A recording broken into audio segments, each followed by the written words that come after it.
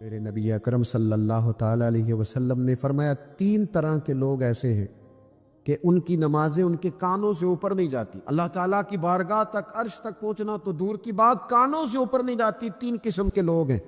فرماتے ہیں ایسی عورت جو اس حال میں رات گزارے کہ اس کا خاوند اس سے ناراض تھا، تو اٹھ کے تہجد پڑھے یا عبادت کرے یا صلاۃ اللیل کرے، اس کی نماز اس کے کانوں سے اوپر نہیں جاتی۔ اور حضور علیہ السلام فرماتے ہیں ایسا امام کہ جو زبردستی امامت کرائے اور لوگ ان کی امامت کو پسند نہ کرے، ایسے شخص کی نماز بھی اس کے کانوں سے اوپر نہیں جاتی۔ اپنے اعمال صالحہ کو سنبھالے۔ میرے رسول کریم صلی اللہ تعالیٰ علیہ وسلم نے کچھ چیزوں سے پناہ مانگی ہے۔ خود حضور نے، خود نبی پاک صلی اللہ علیہ وسلم، رسول کریم علیہ السلام نے پناہ مانگی۔ حضور فرمانے لگے اے اللہ مجھے کنجوسی سے، بخیلی سے پناہ عطا فرما۔ اور حضور نے باقاعدہ پناہ مانگی ہے کہ اے اللہ مجھے ارذل العمر ہونے سے پناہ میں رکھ۔ جب عمر اتنی زیادہ ہو جائے کہ وجود کے حصے کام کرنا چھوڑ جائے، اس سے پناہ مانگی۔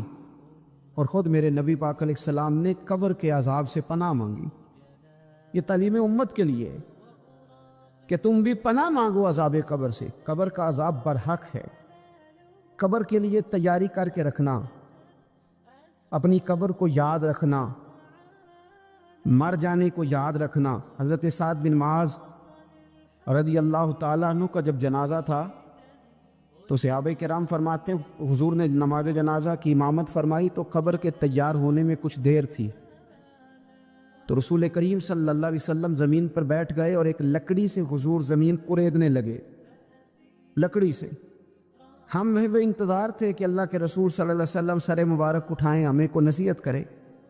فرماتے حضور نے سر اقدس اٹھایا تو حضور کی آنکھوں میں آنسو تھے، اور رو کے حضور فرمانے لگے، رو کے کہ اس قبر کے عذاب سے رب کی پناہ مانگو اور اس کے لیے تیاری کر لو، یہ بڑا سخت دن ہے۔ رو کے حضور نے فرمایا، رو کے۔ آج تو لوگ مذاق بناتے، آج لوگ مذاق اڑاتے۔ کچھ فقیر صوفی درویش کہلانے والے بھی وہ کہتے ہیں جو مولوی بتا رہے ہیں نا قبر میں بچھو ہوں گے، سانپ ہوں گے، یہ تو مولوی اپنی قبر بتا رہا ہے، ہمارا اس سے کیا لینا دینا ہے؟ خدا سے ڈریں۔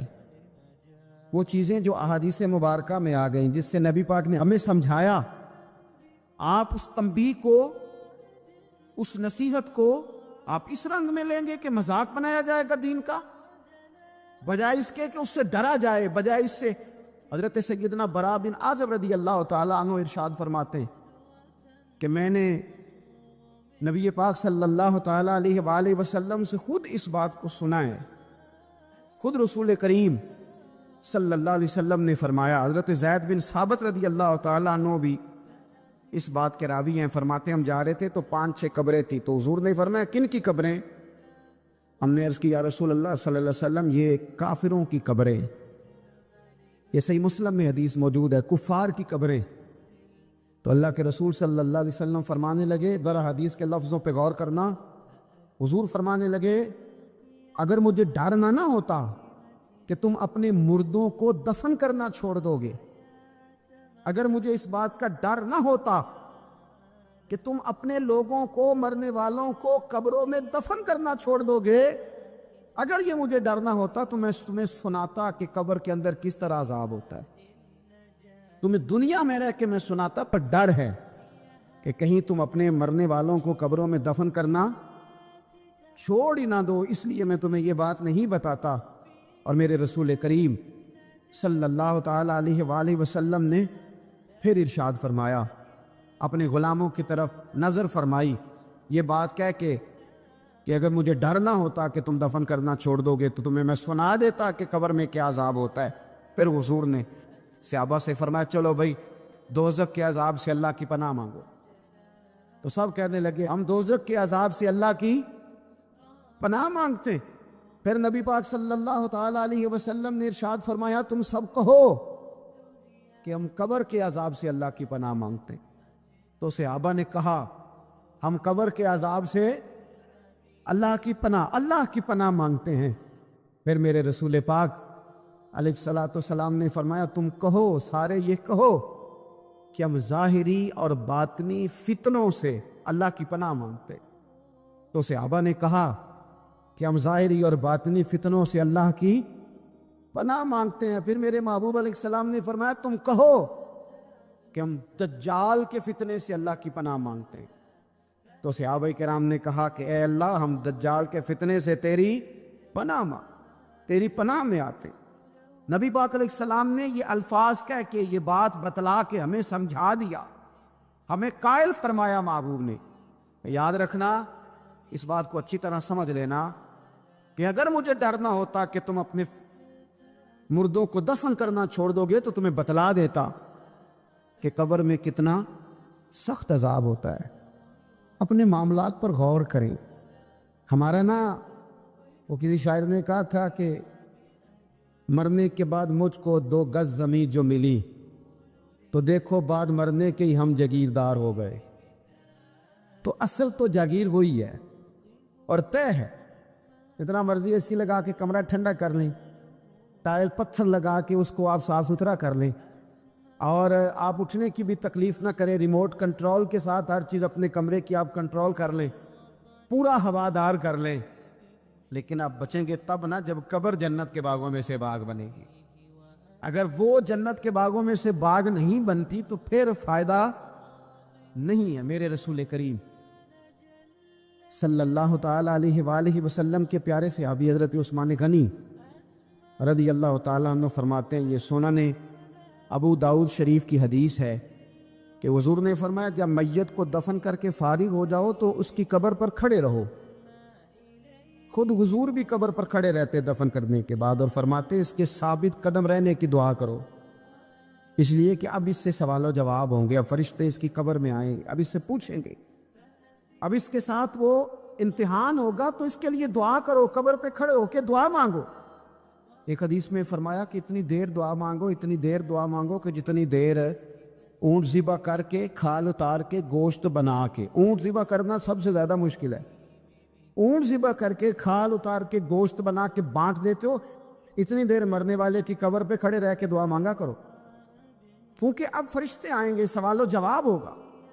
تو عذاب قبر، مصنف عبد الرزاق میں حدیث ہے کہ ایک بندے کو صرف ایک کوڑا مارا گیا تھا قبر میں، ایک کوڑا، ایک درہ، تو اس کی ساری قبر میں آگ بھڑک اٹھی تھی۔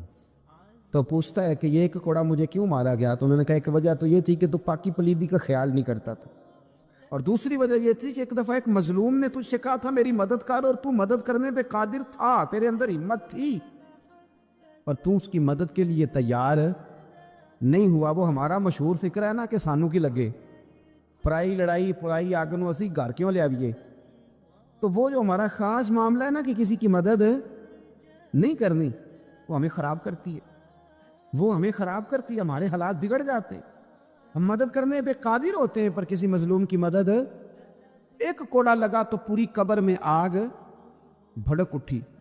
عذاب قبر سے اللہ کی پناہ مانگی جائے، ڈرا جائے، اور آخرت کے لیے قبر کے لیے تیار۔ قرآن مجید نے کہا وَإِذَا الْقُبُورُ بُعْثِرَتْ، جب قبریں کریدی جائیں گی نا تو عَلِمَتْ نَفْسٌ مَا قَدَّمَتْ وَأَخَّرَتْ، پھر ہر جان لے گی کہ اس نے آگے کیا بھیجا اور پیچھے کیا چھوڑا۔ میرے عزیز، اپنی قبر کے لیے، اپنی آخرت کے لیے فکر کریں، تیاری کریں۔ ملا رومی ایک بڑی خوبصورت مثال دیتے ہیں اور بڑے شاندار انداز میں بات سمجھاتے ہیں۔ وہ کہتے ہیں مصر کے اندر نا ایک رواج تھا کہ وہ سال کے آخر میں، سمجھ لے ذی الحج کے آخری دن، یا جس طرح آج کل لوگ جنوری فروری سے کام چلاتے، تو وہ دسمبر کی آخری تاریخ کو نا پچھلے بادشاہ کو معطل کر دیتے تھے، اور یکم تاریخ کو وہ جا کے دریا کے کنارے کھڑے ہوتے تھے، تو کشتی آتی تھی، جو پہلا آدمی اترتا تھا اسے بادشاہ بنا لیتے تھے۔ پورا سال اس کی بات مانتے، اور سال کے آخر میں جا کے پھر اس کو جنگل میں، جہاں جنگل میں درندے تھے، جھاڑیاں تھیں، خوفناک جگہ تھی، وہاں جا کے چھوڑ آتے تھے، درندے اسے پھاڑ ڈالتے۔ تو ایک سال ایک دانشمند آدمی اترا، وہ اس کو انہوں نے کہا کہ بھئی تو ہمارا بادشاہ ہے۔ انہوں نے کہا یہ کیا بات ہوئی؟ تو بادشاہ ہوں تو کیا مطلب؟ انہوں نے کہا جی ہمارا اصول ہے، پورا سال تیری بات مانیں گے، سال کے بعد جنگل میں چھوڑ آئیں گے۔ کہنے لگا سال تو بات مانو گے نا؟ نے کہا کہنے لگا اچھا پھر سب سے پہلے مجھے وہ جنگل دکھاؤ جس میں تم نے آخر میں چھوڑ کے آنا. پہلے مکان کے پہلے سوسائٹی میں گھر کے پہلے قبرستان کی طرف حاضری.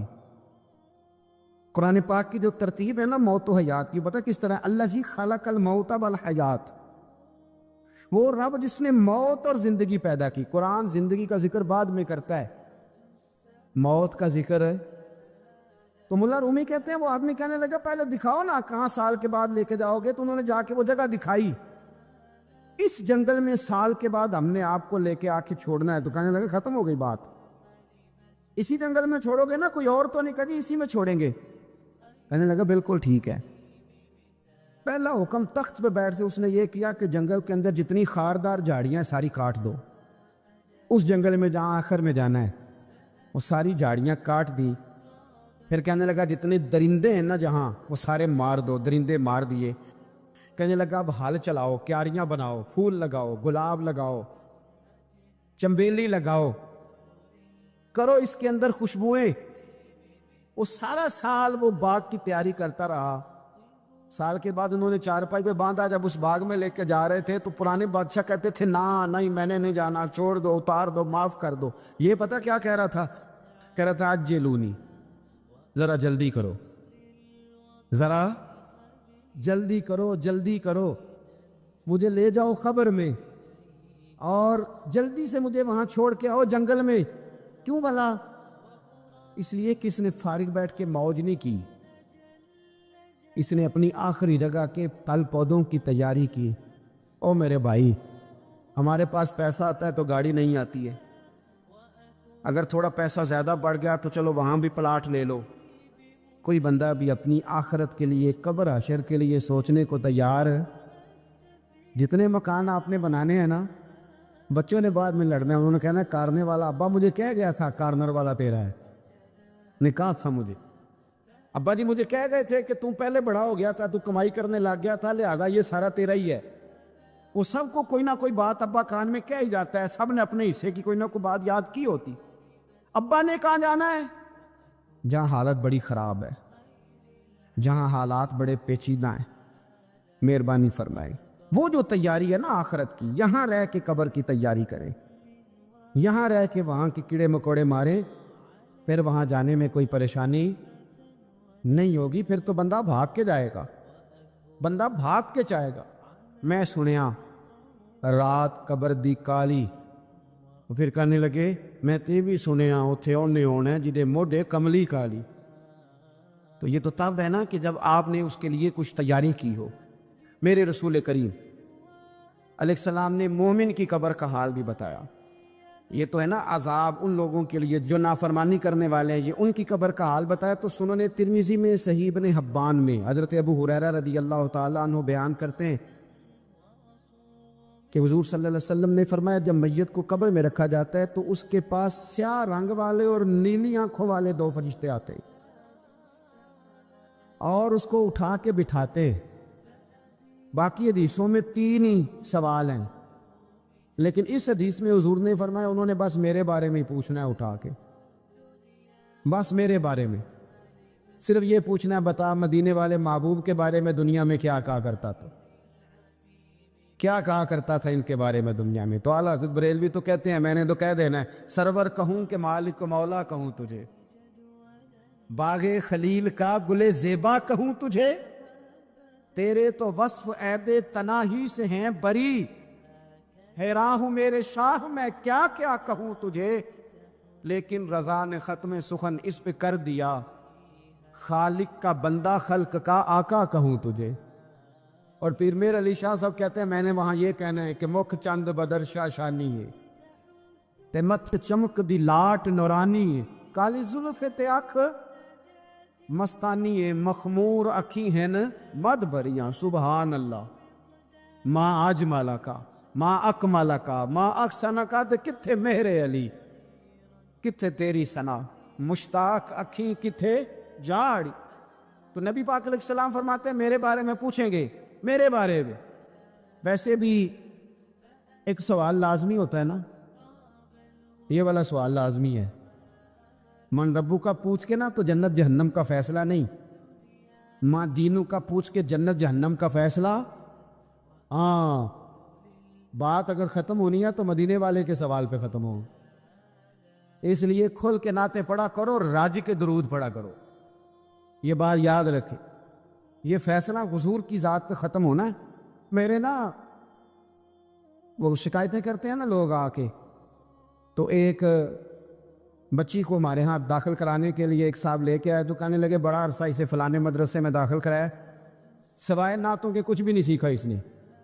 تو میں انہوں نے آخیا چاچا جی جڑی اصل کام سی وہ تو سیکھ گئی نا تہاڈی بچی، قرآن و سنت بھی حضور کی نعت ہی ہے، لیکن آپ کو پتہ ہے کہ بات ختم مدینے والے کی نعت پہ ہی ہوتی ہے۔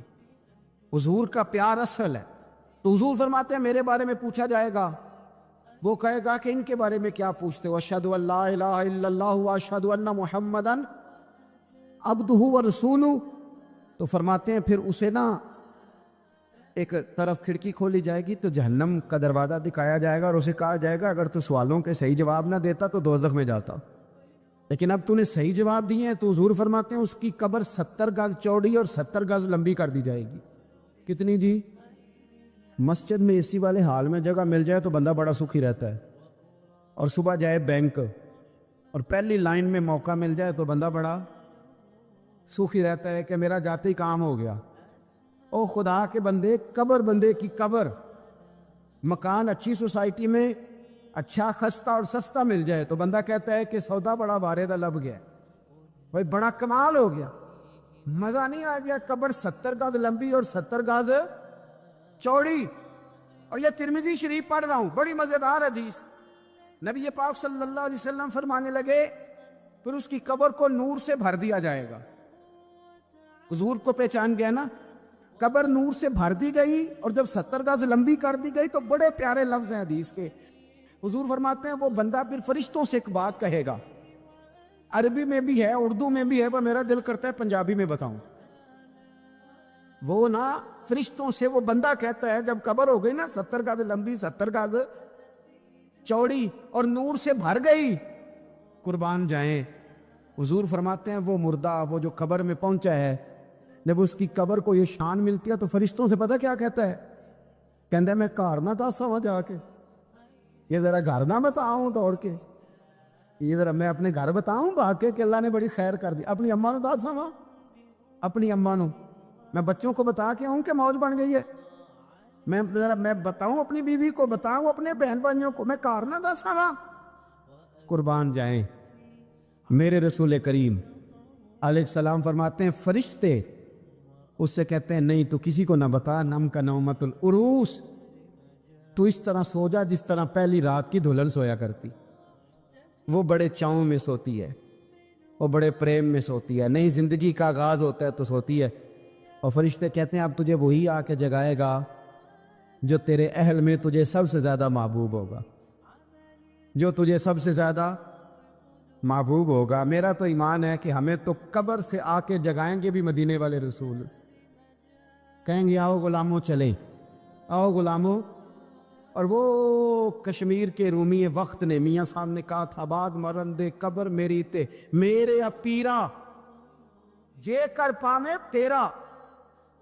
آپ حسن دیکھیں کلام کا اور انداز دیکھیں، بعد مرندے قبر میری تے میرے اپیرا جے کر پامے تیرا، تے قبر دے وچوں ہڈیاں اٹھ کے مجرا کر سن تیرا۔ ایک دفعہ آ تو صحیح، میں لوگوں کو وجد کر کے دکھاؤں گا کہ دیکھو نا وہ آ جائے، وہ آئے ہیں میرے مزار پہ، آج دیکھو ذرا رنگ تو دیکھو کس طرح نرالا اور انوکھا ہو گیا، وہ خود آئے ہیں۔ مومن کی قبر جنت کا باغ بنے گی، اسے نوازا جائے گا، اسے دیا جائے گا، اسے عطا کیا جائے گا، اسے کہا جائے گا تو سو جا، تو نیند پوری کر، نیند پوری کر۔ میرے عزیز کچھ لوگ ایسے ہیں جن سے عذاب قبر ہوگا ہی نہیں۔ میرے رسول کریم صلی اللہ تعالی علیہ وسلم نے ارشاد فرمایا کہ جو اللہ کے رستے میں شہید ہو گیا، یہ سنن نسائی میں موجود ہے، اسے عذاب قبر نہیں ہوگا، بلکہ ایک حدیث میں تو فرمایا حساب کتاب ہی نہیں ہوگا، اللہ بغیر سوال جواب کے جنت عطا فرما دے۔ حضرت زید بن ارقم رضی اللہ تعالیٰ عنہ بیمار تھے، یہ ذرا بات سننا میرے کریم کی۔ اللہ کے پیارے حبیب علیہ السلام تیمارداری کے لیے تشریف لے گئے تو حضور سید عالم علیہ السلام نے جا کر جناب زید بن ارقم کی طبیعت کو دیکھا تو کمزوری تھی اور وہ پریشان بھی تھے۔ تو حضور علیہ السلام کو اللہ تعالیٰ نے غیب کے خزانوں کی کنجیاں عطا فرمائی ہیں۔ قریب مسکرا کے فرمانے لگے، زید اس بیماری سے پریشان نہ ہو، اس سے تو آپ نے ٹھیک ہو جانا ہے۔ اس روایت پر خاص غور کرنا کیا کہہ رہا ہوں۔ فرمایا اس سے آپ نے پریشان نہیں ہونا، اس سے تو آپ نے ٹھیک ہو جانا ہے، مسئلہ ہی نہیں۔ ہاں اس کے بعد ایک وقت آئے گا آپ کی آنکھوں کی بینائی رخصت ہو جائے گی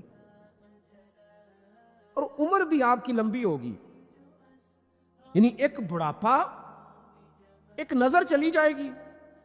اب آپ یہاں غور کریں سرکار تربیت کیا کر رہے ہیں۔ حضور فرما رہے ہیں یہ جو مشکل ہے یہ تو گزرنے والی ہے، اس کے بعد جو مشکل آنے والی ہے وہ اس سے بڑی ہے۔ فرمایا زید اس کے بعد آپ کی بینائی چلی جائے گی اور عمر بھی لمبی ہوگی، تو بتائیے اس وقت کیا کریں گے؟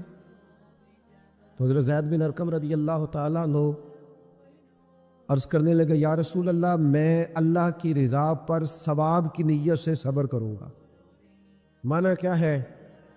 دکھ قبول محمد بخشا راضی رہن پیارے۔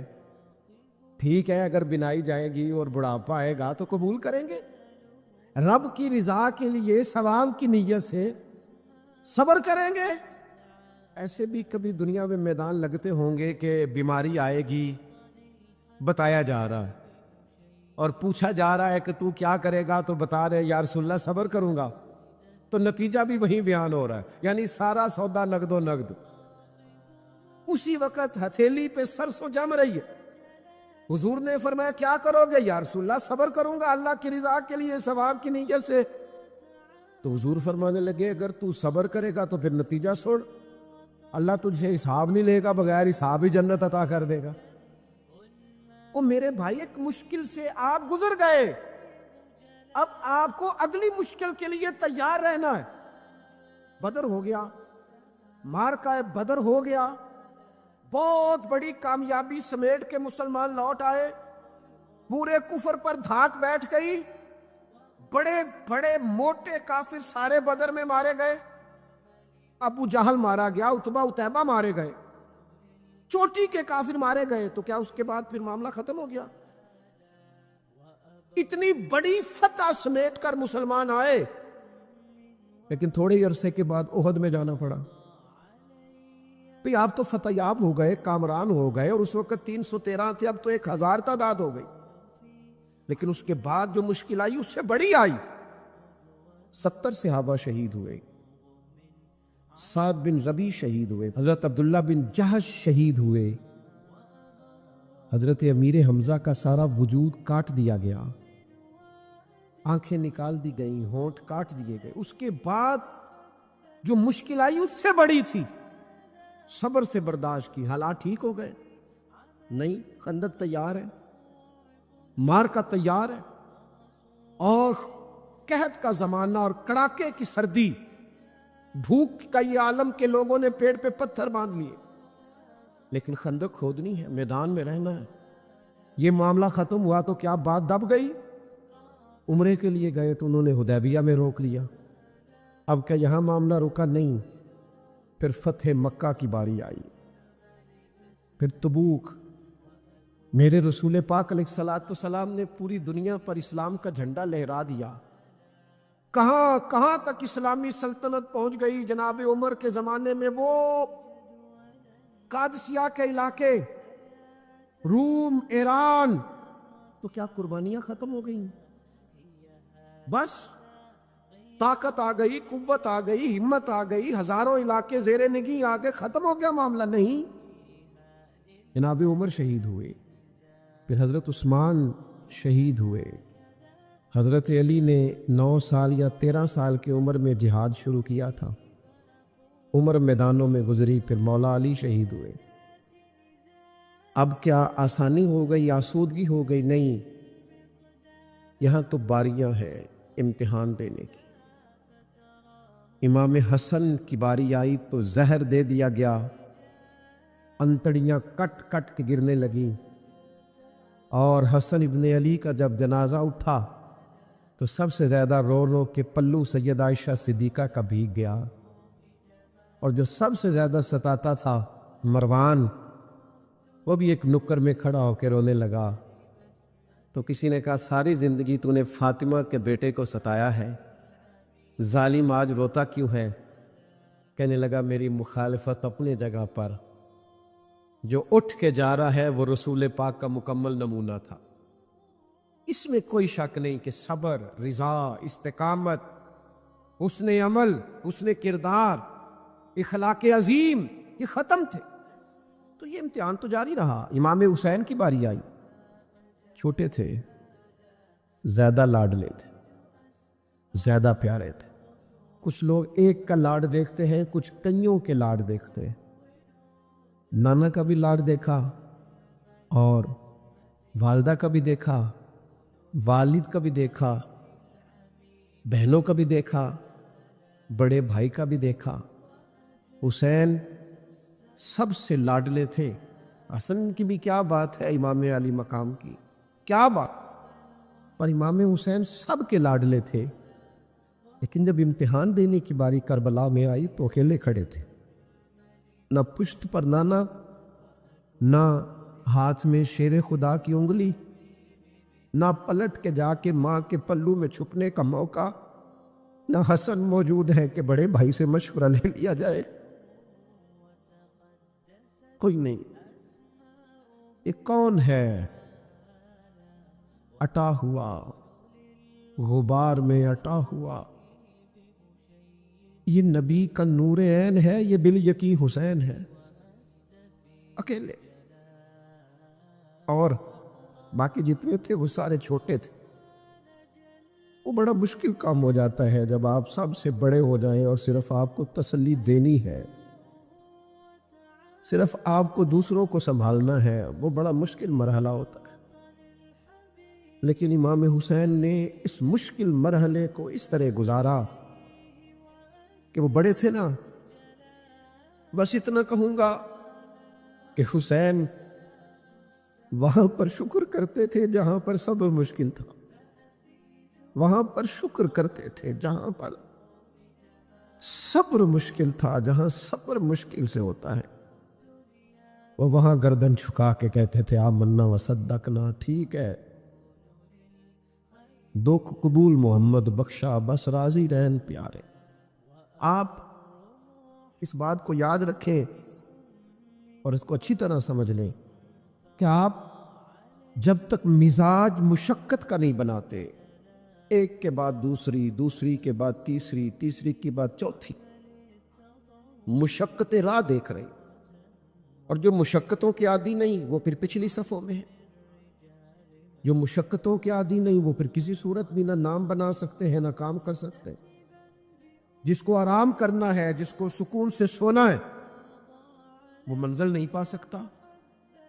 آپ کو آگے بڑھنا ہے، آپ کو جد و جہد کرنی ہے، آپ کو کوشش کرنی ہے، آپ کو باہمت رہنا ہے۔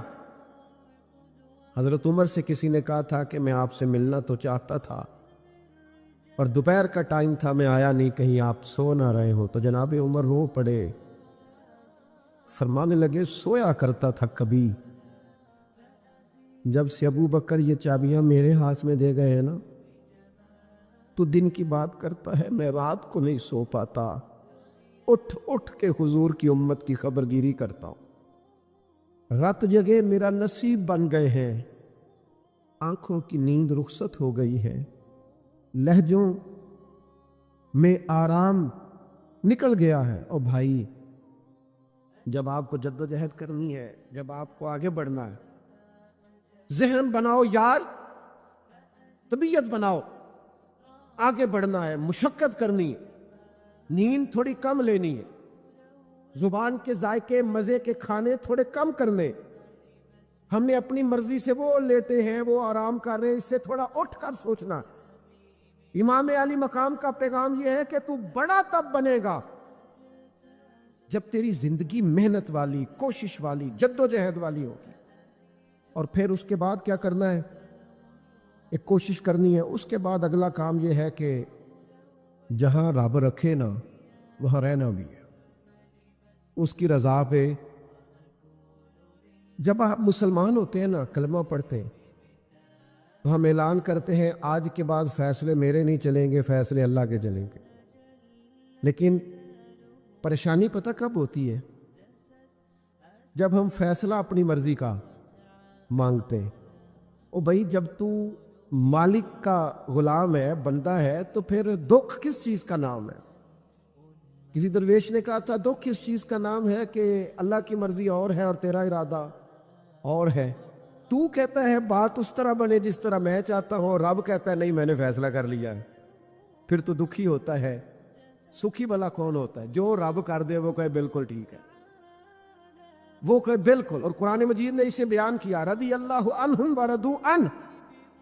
یہ کربلا کا دوسرا پہلو، ایک پہلو مشقت جدوجہد، ایک پہلو یہ کہ رضی اللہ عنہم ورضوا عنہ۔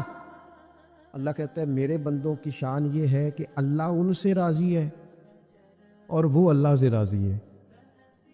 اللہ ان سے راضی ہے اور وہ بھی راضی ہے اللہ سے۔ اللہ نے جہاں رکھا ہے وہ اللہ سے۔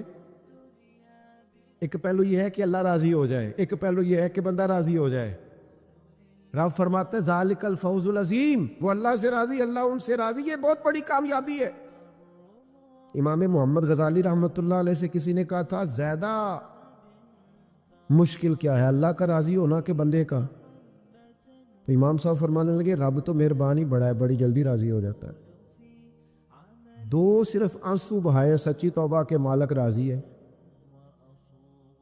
کسی غریب کی مدد کر دے اخلاص سے، اللہ راضی ہے۔ اللہ تو جلدی راضی ہو جاتا ہے، مشکل یہ ہے کہ بندہ نہیں راضی ہوتا۔ یہ اس نے ہر روز ایک نئی امید لگائی ہوئی ہے، ہر روز اس کا نیا رنگ ہے، یہ راضی نہیں ہوتا۔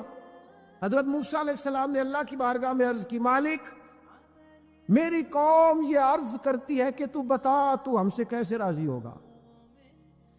حضرت موسیٰ اپنی قوم کی عرض لے کر مالک کی بارگاہ میں کوہ طور پہ حاضر ہے۔ او یارو اسے دل کی تختی پہ لکھ لینا۔ عرض کی مالک میری قوم کہتی ہے رب کریم کے حضور عرض کریں کہ ہمیں بتائے ہمارا رب ہم سے کیسے راضی ہوگا۔ تو حضرت کلیم کہتے ہیں جب رب کی بارگاہ میں عرض کیا تو مالک نے فرمایا ان سے جا کے کہو وہ مجھ سے راضی ہو جائیں، بس وہ راضی ہو جائے میں بھی ان سے راضی ہو جاؤں گا۔ حضرت سیدنا عبداللہ ابن عمر رضی اللہ تعالی عنہ کا صاحبزادہ بڑا سخت علیل ہو گیا۔ بچے بیمار ہو جائیں تو تکلیف بڑی ہوتی ہے انسان کی طبیعت کو۔ حضرت عبداللہ ابن عمر کے بیٹے بڑے سخت علیل ہو گئے۔ جناب عبداللہ ابن عمر بڑے پریشان ہیں، کبھی ادھر جاتے ہیں کبھی ادھر جاتے ہیں، اس حکیم کے پاس، اس طبیب، سخت پریشان۔ آپ کے دوست احباب دیکھتے کہ حضرت عبداللہ ابن عمر بڑے سخت آزمائش میں، بیٹے کا انتقال ہو گیا، صحت نہ ہو سکی، اللہ کا حکم آ گیا۔ اب یہ جو انتقال ہے یہ ظاہر ہے بیماری سے زیادہ مشکل کام ہے، بیٹا چلا ہی گیا ہے۔ لیکن وہ لوگ کہتے ہیں جب ہم بعد میں تعزیت کرنے کے لیے گئے تو جناب عبداللہ ابن عمر کو بڑا مطمئن دیکھا۔ تو ہم نے عرض کی کہ حضور اس وقت تو صرف بیمار تھا تو آپ زیادہ تسلی میں نہیں تھے، اور اب آپ بڑے تسلی میں محسوس ہوتے ہیں، وجہ؟ تو فرمانے لگے جب تک میری ذمہ داری تھا نا میں پریشان تھا، اب خدا کے کرم اور رحمت کی جگہ پہ چلا گیا، اللہ کا فیصلہ آ گیا ہے، اور میں سمجھا ہوں کہ میرا رب اسے اپنی بارگاہ میں بلانا چاہتا ہے، لہذا میں پورے طور پر مطمئن۔ اب میں اللہ کی رضا پہ پوری طور پر راضی ہوں۔ میرے عزیز جب تک یہ رضا حاصل نہیں، کیا لطیف انداز ہے۔ وہ ہمارے ایک بڑے زبردست رائٹر تھے صاحبزادہ خورشید احمد گیلانی مرحوم، ان کا ایک مضمون چھپا ایک دفعہ، امت کا پہلا صوفی۔ تو وہ ٹائٹل دیکھ کر مجھے بڑی تجسس ہوا کہ کس کو، چونکہ ہم صوفیاء کی جماعت ہے، کس بزرگ کا تذکرہ کیا انہوں نے، امت کا سب سے پہلا صوفی۔ تو جب مضمون کھولا تو امت کا سب سے پہلا صوفی انہوں نے جناب صدیق اکبر کو قرار دیا۔ فرمایا یہ پہلے درویش ہے اس امت کے، حضرت ابو بکر صدیق۔ حضرت ابو بکر صدیق علیل ہو گئے، بیمار ہو گئے، تو یہ دیکھیے ذرا ان کا انداز تصوف۔ تو یار دوست پتہ لینے گئے تو ایک روٹین ہوتی ہے نا، جب لوگ تیماردار کرنے جاتے ہیں تو کہتے ہیں کسی ڈاکٹر کو دکھایا ہے؟ سب لوگ آپ کے گرد بیٹھے ہیں تو کہنے لگے ابو بکر طبیب کو دکھایا ہے؟ فرمانے لگے ہاں طبیب دیکھ گیا ہے، اور طبیب دیکھتا رہتا ہے۔ تو کہا پھر طبیب نے کیا کہا ہے؟ کہنے لگے طبیب نے کہا فعال لما یرید، طبیب نے کہا ہے بھئی جو میں چاہتا ہوں نا وہ میں کر دیا کرتا ہوں، جو میرا ارادہ ہوتا ہے پھر وہ میں کر دیتا ہوں، وہ طبیب مجھے کہہ گیا ہے، لہذا جو اس کا ارادہ ہونا ہے اس نے۔ اب وہ جو ارد گرد بیٹھے تھے وہ بھی تو صحابہ تھے نا، اس باریک بات کو فوراً سمجھ گئے، کہنے لگے اللہ تجھے جزا عطا کرے۔ او یارو، تھوڑے دن اگر سکھ سے جینا چاہتے ہو تو ایک ہی علاج ہے، ایک مالک کی رضا میں راضی رہو، نہ سمجھ آئے تو پھر کربلا والے امام حسین کی طرف دیکھنا، وہ نانا کے کندھوں پہ تھے پھر بھی بڑے خوش تھے، وہ ماں کی گود میں تھے پھر بھی بڑے خوش تھے، شیر خدا کی باہوں میں تھے پھر بھی بڑے خوش تھے، حسن کے ساتھ سفر حج پہ تو بھی بڑے راضی تھے، اور جس دن رجب کے مہینے میں مدینہ چھوڑ رہے تھے تو اس دن بھی کہہ رہے تھے مالک میں تیری رضا پہ راضی ہوں۔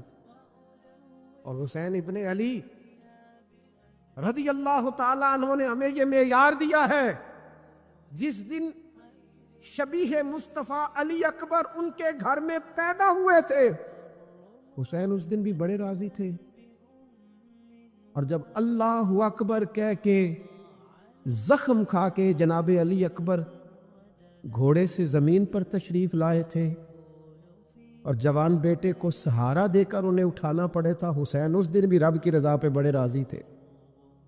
اور جب چھوٹا سا بیٹا ان کی گود میں اس کی سانسیں اکھڑ رہی تھی تو امام علی مقام اس وقت بھی اپنے رب کی رضا پہ بڑے ہی راضی تھے، حد ہو گئی۔